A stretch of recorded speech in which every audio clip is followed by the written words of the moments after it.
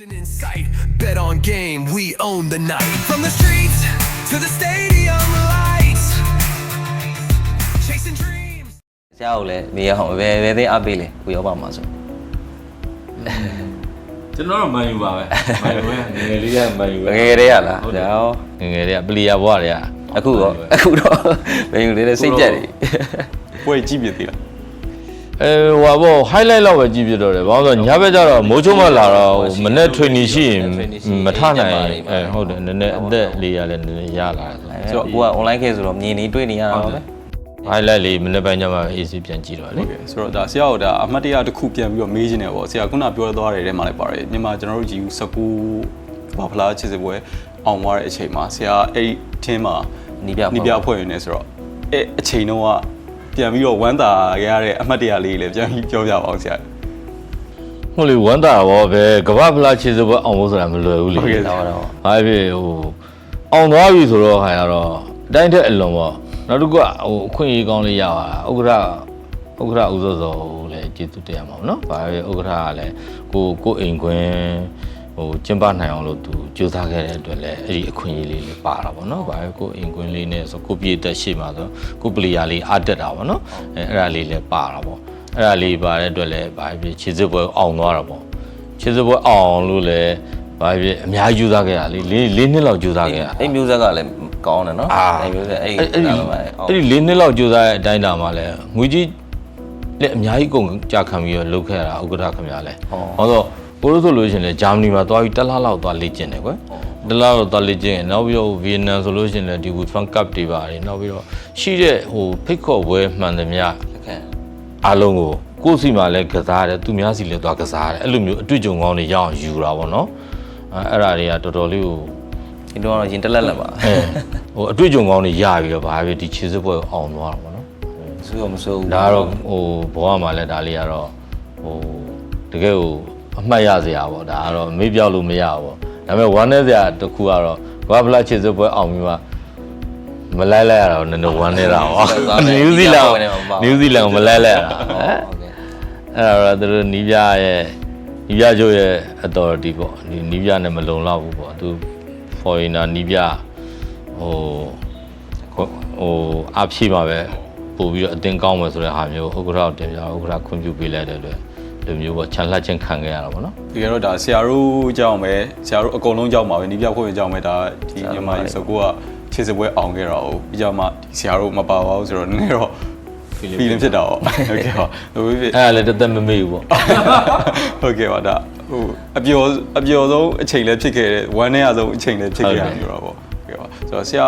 ဒါလက်ရှိဒါ fitness coach လည်းလုပ်နေတယ်လို့လည်းကြားရဆိုဆရာကစားသမားဘဝမှာကြီးမားမား injury ဖြစ်တာတွေပါရှိခဲ့ဘူးလား injury ကတော့ခြေတလုံးရိုးကျိုးတယ်ဒူးပြုတ်ဘူးဒူးဟဘူးတယ်ဒီနံရိုးကျိုးဘူးတယ်ပေါ့နော်အဲ့ဒါကြီးတော့ဖြစ်ခဲ့ဘူးကြီးမားဖြစ်တာဆရာဘယ်ချိန်လောက်တော့ဖြစ်တာပြီးတော့အဲ့လိုဖြစ်တဲ့အချိန်မှာဘယ်လိုပြန်ပြီး recover ယူခဲ့ဒ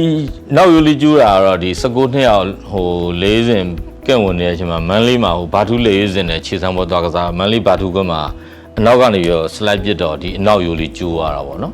်ခြေဖနှောက်ဟိုဒီအယိုးက2ရိုးရှိတယ်အရှိကအယိုးကနည်းနည်းကြီးတယ်နောက်ကယိုးကသေးတယ်သေးတဲ့အယိုးလေးကျိုးသွားတာဖြောက်19နှစ်ပဲရှိတာဆရာဟုတ်တယ် injury heavy ထိသွားတော့အဲ့ဒါကျိုးသွား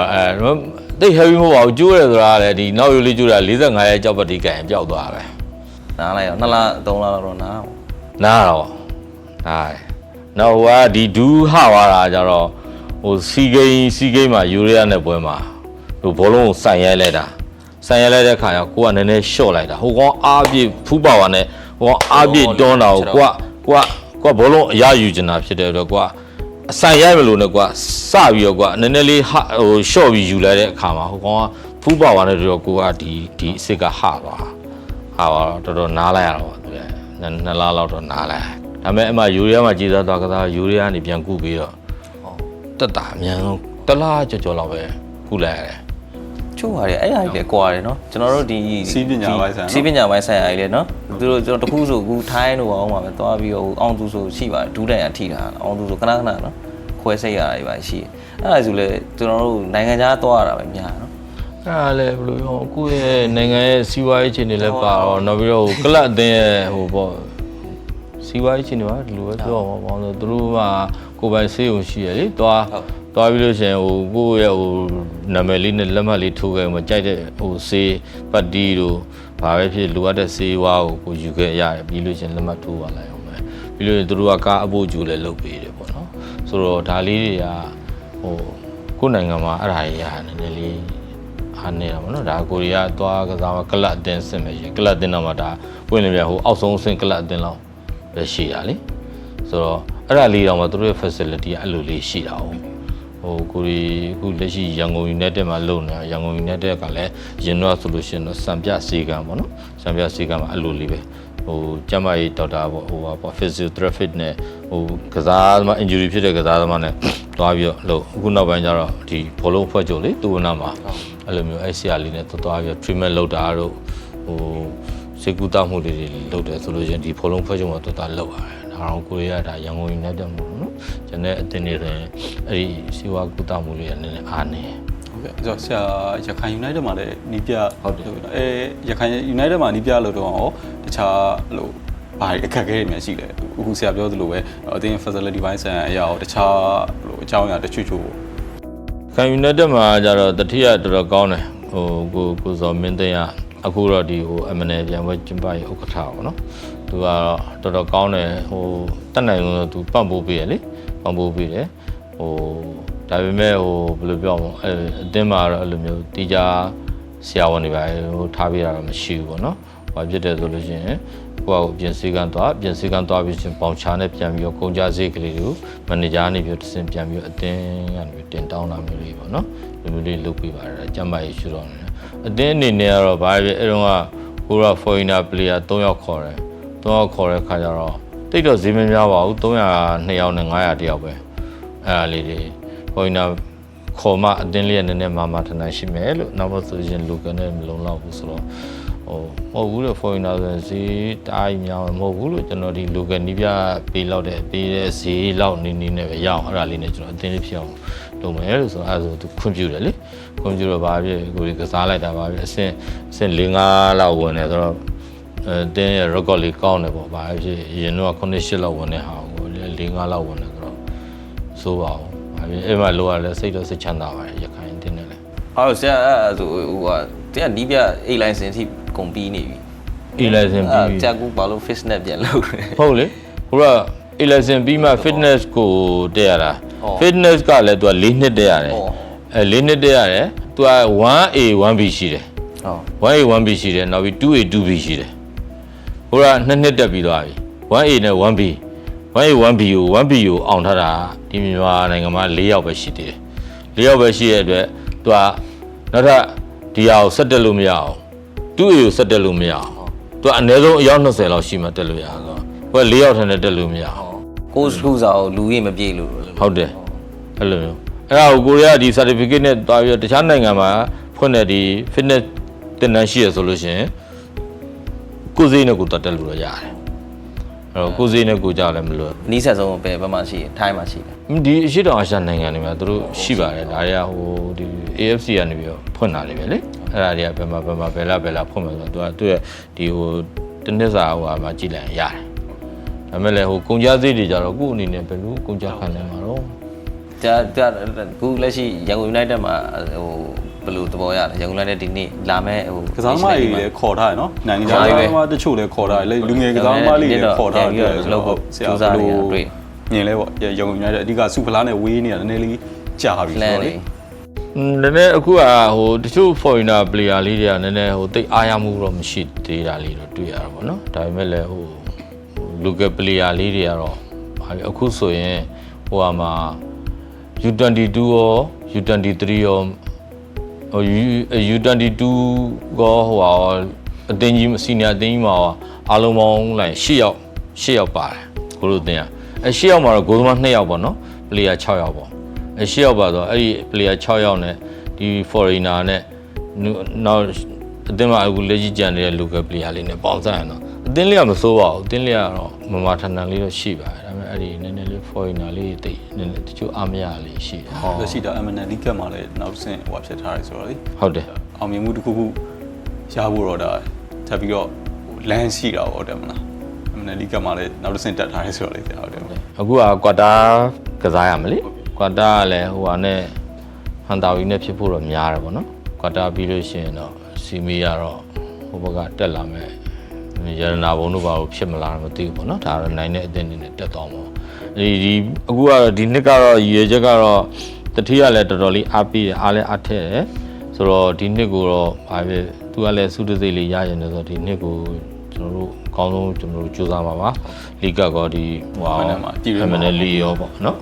အဲ့ဒါလေးကျွန်တော်တို့အကောင်းဆုံးကြိုးစားဖို့တော့ဟိုလုံနေကြတာပေါ့ဝိုင်းဝန်းပြီးတော့ ဟုတ်ကဲ့ပါဆိုတော့ဆရာဒါကျွန်တော်တို့ဒါကတော့ personal မေးကို personal မေးကိုဆိုတာကျွန်တော်တို့သိချင်တာပေါ့ဟိုပါဆရာတို့ကလည်းဒါနီးပြအဖွဲ့ဝင်နီးပြလည်းလုပ်ခဲ့တယ်ဆိုတော့ဥမာဗျာဟိုကစားသမားဟိုပရိသတ်ကြိုက်တဲ့ကစားသမားကို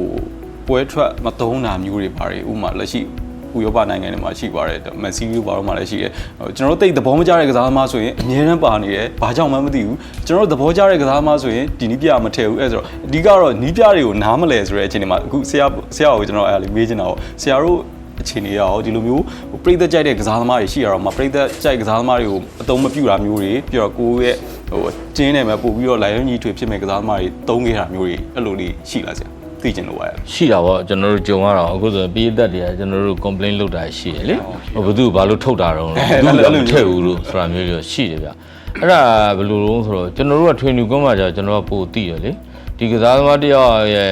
့လုံနှုံးပေါ့ဒီဟိုပေါ့ဒီသူ့ရဲ့ performance ပေါ့နော်သူ့ရဲ့ performance ကဒီကောင်သူပုံမှန်လုံနေတာဒီကောင်လည်းကြားတယ်ဒါမှမဟုတ်ဒီကောင်ကနေမကောင်းလို့လားအေးပြက်လို့လားဝင်းချုပ်လို့လားဝင်းသွားလို့လားဒါမျိုးလေးတွေပေါ့နော်သူရဲ့ကျမ်းမာရေးအနေထားလေးရှိတယ်ချိုးကြောက်လည်းအဲ့လိုမျိုးလေးလာပြောတာရှိတယ်ဒါပေမဲ့ကျွန်တော်တို့က line နဲ့တည်ထားရရှိတယ်တည်ထားကြတော့ငါတပည့်ကြီးမြို့တော့ဒီတော့ငါတို့ကသုံးဖို့တော့ရတာဆရာကျွန်တော်မင်းညအဲ့လိုလိုပဲline ကလည်းငါတို့ကပို့ပြီးနေပြီဒါပေမဲ့မင်း45မိနစ်လောက်တော့ယုံပေးပါကွာအဲ့လိုမျိုးလေးပေါ့ဆရာတို့ဒီပွဲလေးအရေးကြီးလို့ပါဟောပွဲအဲ့လေးကိုမယုံပေးပါပေါ့လိုမျိုးလေးတွေပေါ့သူ့ကိုလည်းအဲ့လိုမျိုးလေး request လုပ်ရဆရာအဲ့ဆိုနေကျွန်တော်ရကြအဲ့မှာပထမပိုင်း45မိနစ်လောက်ပြီးရခါကျတော့ထုတ်လိုက်လဲရမျိုးလေးပဲရှိရဘာဖြစ်လို့ထုတ်တာလဲမျိုးဒါမျိုးလေးတွေနော်အဲ့တော့မမြင်နိုင်တဲ့အရာတွေနော်အဲ့လိုမျိုးလေးပေါ့ကျွန်တော်တို့ကကွင်းထဲမှာကျွန်တော်တို့ဆရာတွေဆိုအများနဲ့ထိတွေ့နေကြဆိုတော့ခါကျဒီပြတွေတော့ပိုမသိနိုင်ဘူးမသိနိုင်အောင်အဲ့လိုမျိုးလေးပေါ့ချိုးကြတော့လဲဟို